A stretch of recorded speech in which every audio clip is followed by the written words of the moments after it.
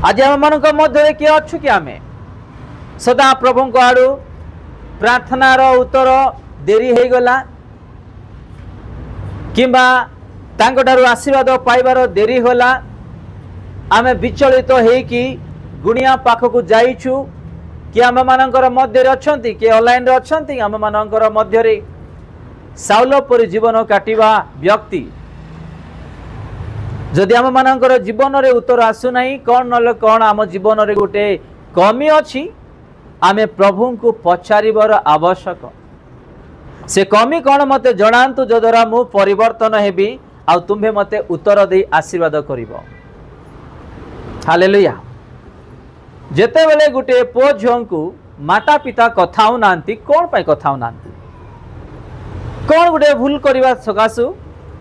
कौन गुटे बाधा देवा सकाशु पुओ झियो सहित माता पिता कथाउ नांती